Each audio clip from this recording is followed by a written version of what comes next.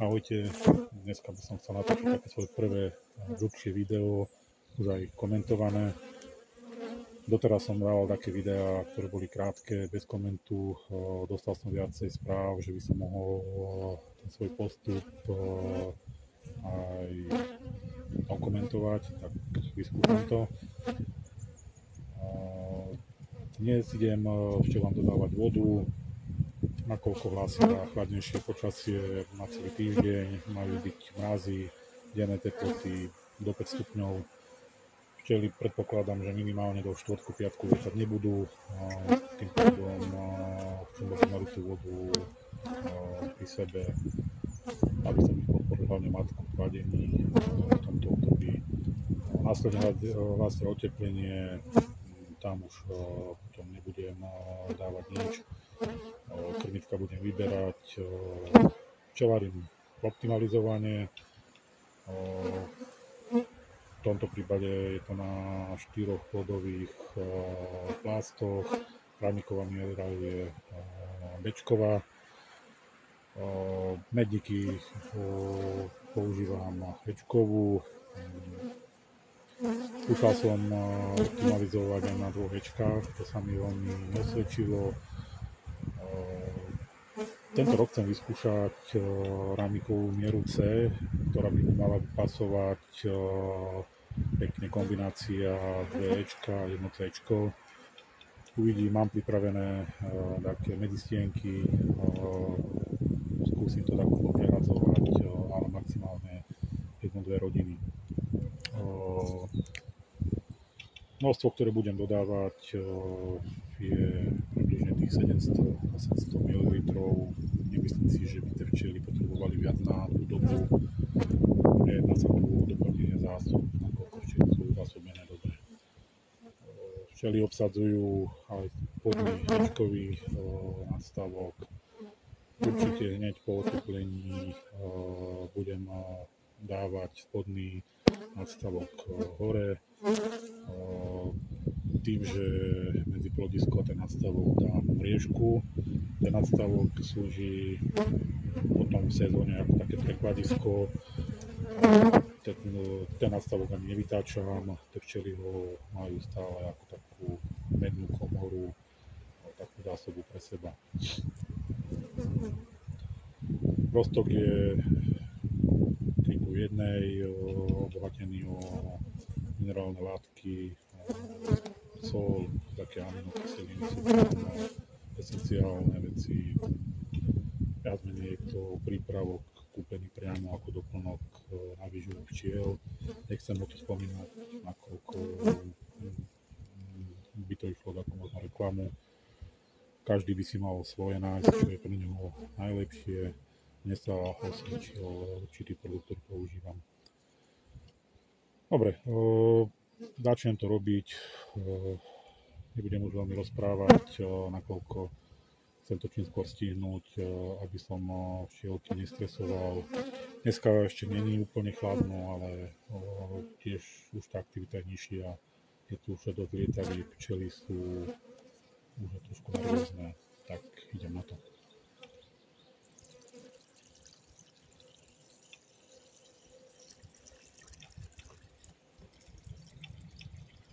A do krmitka dám väčšinu, trošku vždy polejem povrchu, aby som trošku tie včely navnadil na to, aby do toho krmitka išli.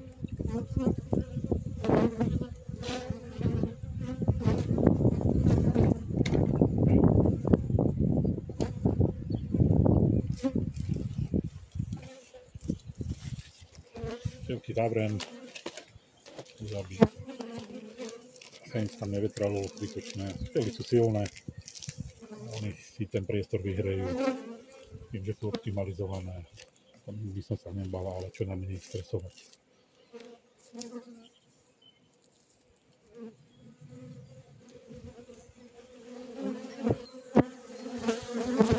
Dobre, som pri ďalšej rodine.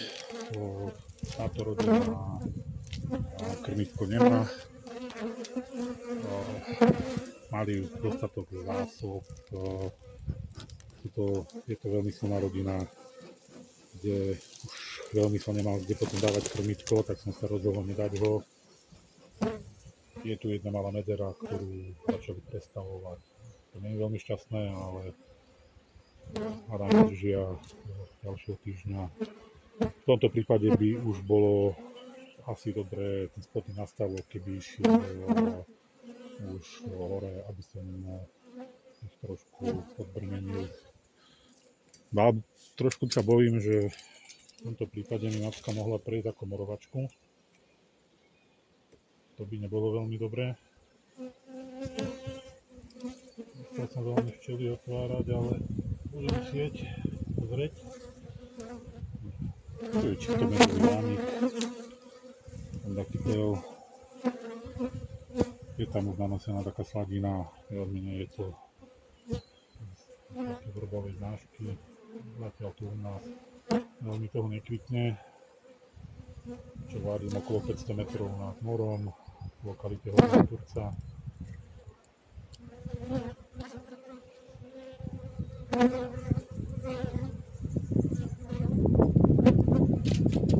Je tiež aj dostatok zásob tekutých, aj keď vodu nedám, nemali by mať problém.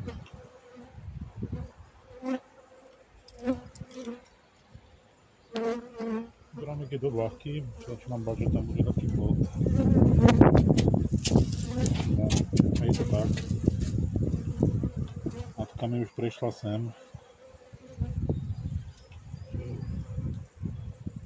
Dosť nešťastné pre mňa. Tento rámek budem musieť posunúť pred komorovačku. A koľko pri ochladení hrozilo, že ho opustia do stavby zachladený, je takmer celý budovaný.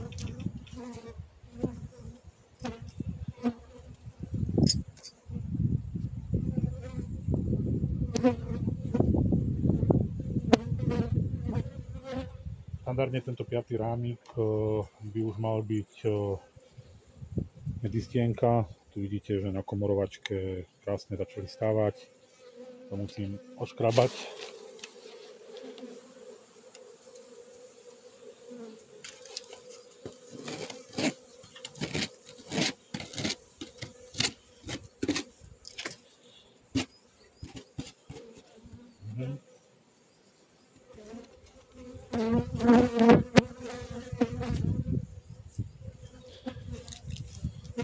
Trošku sú agresívne.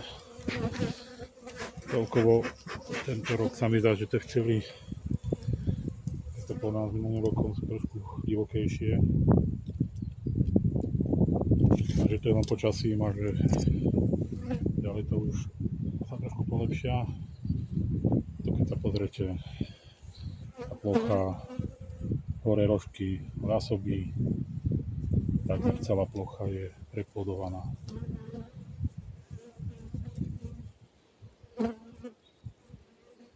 Týmto včelám dá povedať, že nič nechýba, preto ani ten roztok veľmi nejdem dávať.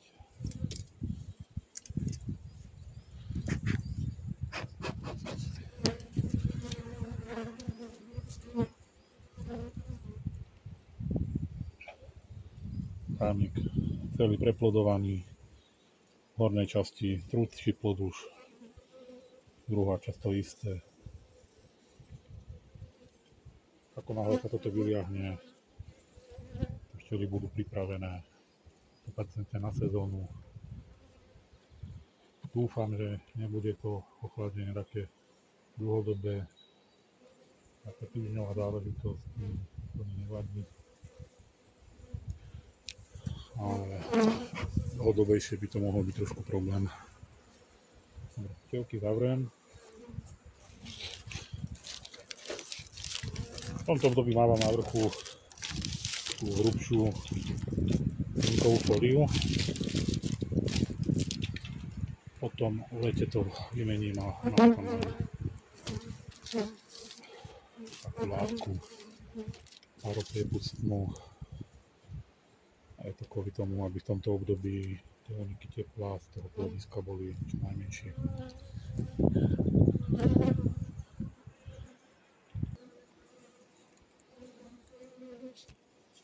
Dobre, máme tu ďalšie včelstvo.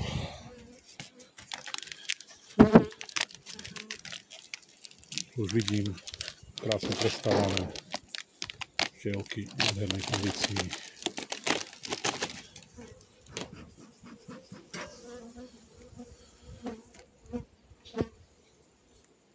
Nejdem do nich ani pozerať, dám im roztok a zavriem.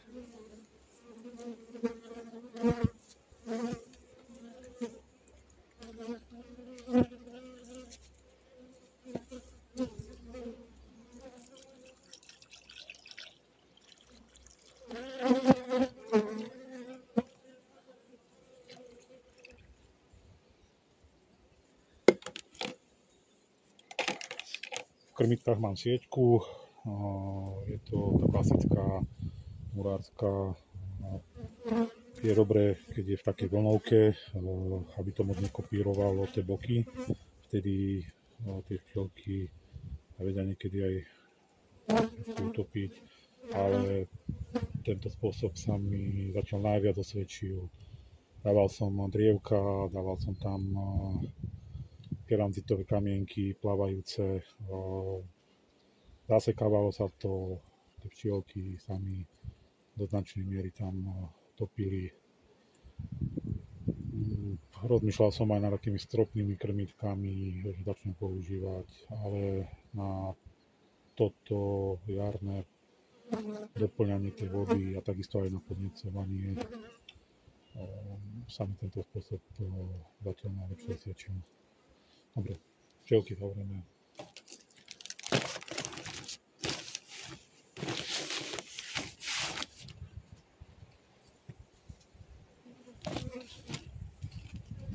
Na vrchu mám staré koberce, tie sa mi páčia.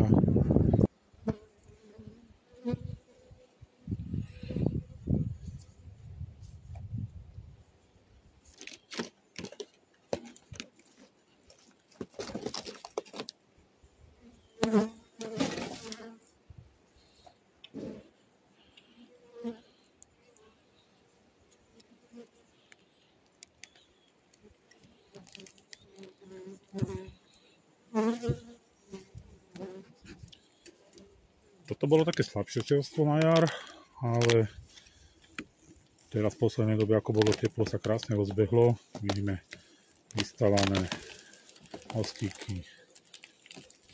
Je to plné. Doslova tu tiež by som mal už aj obavy, či tá matka nemala snahu preliesť, ako vidím, že tie kľudové medvede, čo tu mám, už vystavujú. Nie je to úplne dobre urobené. Pri rámiku mať medzeru, trošku som to zle rozložil, ale už som to nechcel meniť. Najlepšie je, aby bol rámik úplne pri stene a z druhej strany mala byť medzera od komorovačky. Vtedy je menšia šanca, že ho začnú prestavovať a takisto, že aj tá matka bude mať snahu preliesť cez tú komorovačku.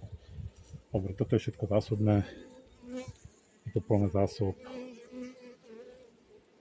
Tieto ramiky tam nechávam celú sezónu. Staršie, že nechám niekedy vybrať do podmetu, vyčistia ho, vyvarím to. Málo kedy sa mi stane, že aj v lete počas najlepšej sezóny, že tá matka do toho dáko vyjde, ale akože môže sa to stať.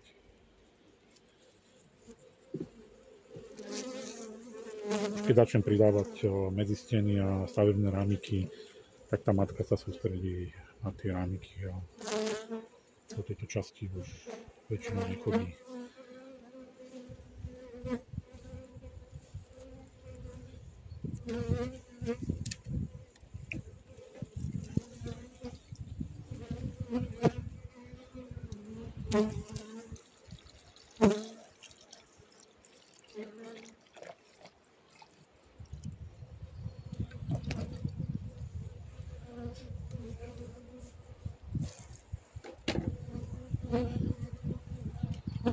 Ja tieto mostiky oškrabávam.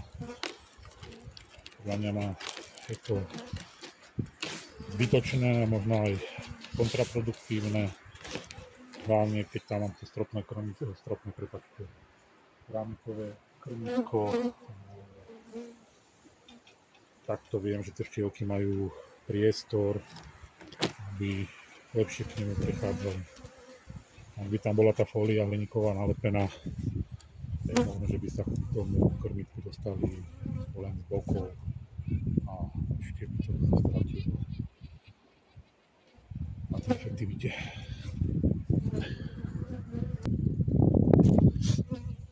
To bude posledné včelstvo, ktoré urobím. Lepšie povedané, ktoré budem natáčať. Chcem to stihnúť čo najviac. A to vidíte, sila včiel nádherná.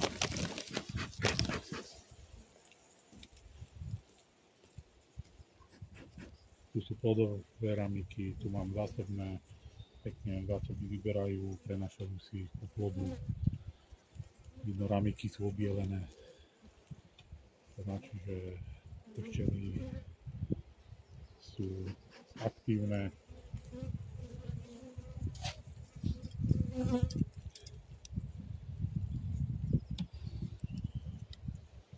Chcel by som pozrieť do nich, do týchto jedných.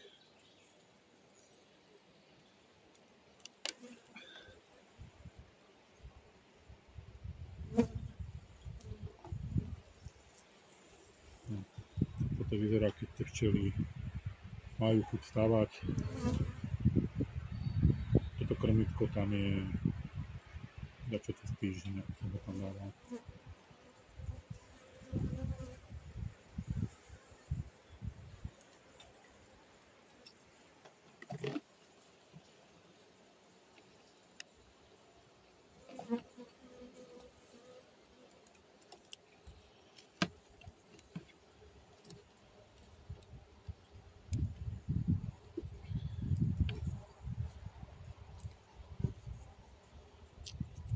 Tieto včelky sa nádherne rozbehli. Štart nemali úplne najsilnejší, ale teraz keď pozrite, je to 90% prekladené.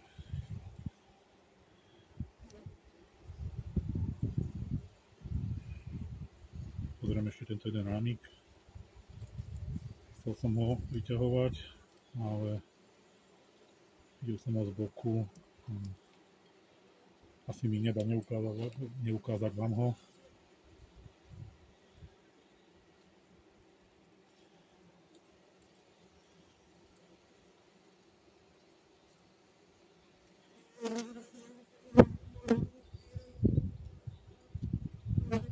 To je úžasné.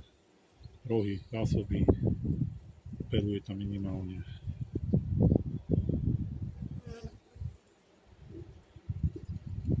Včielky aj napriek horšiemu počasiu už mimoriadne kľudné.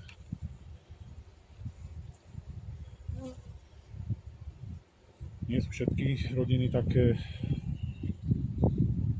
Rodina, ktorú som robil prvú, tá bola hospodářne príjemná, ale tu včielky sedia pekne. Určite o tejto matke budem rozmýšľať nad takými odložencami. Matky si chovám sám.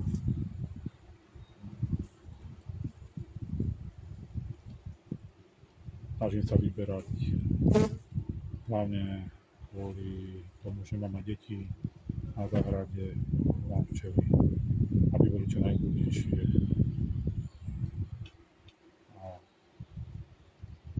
Aj aby mali taký potenciál, ten znáškový, hygienické vlastnosti, aby tam boli. Čo sa týka prezimovania včiel, u mňa neprežili všetky rodiny. Jedna rodina mi padla na jeseň, tá bola vyrabovaná. Tam som ja urobil trošku chybu pri krmovaní, ale inak včielky mi prežili. Dobre, lúčim sa dneska s vami. Dúfam, že to nebolo najhoršie na to, že to bolo moje prvé také dlhšie video. A ak budem mať čas, pokúsim sa natočiť viacero videí a uvidíme, ako sa vám to bude páčiť. Dobre, majte sa, ahojte.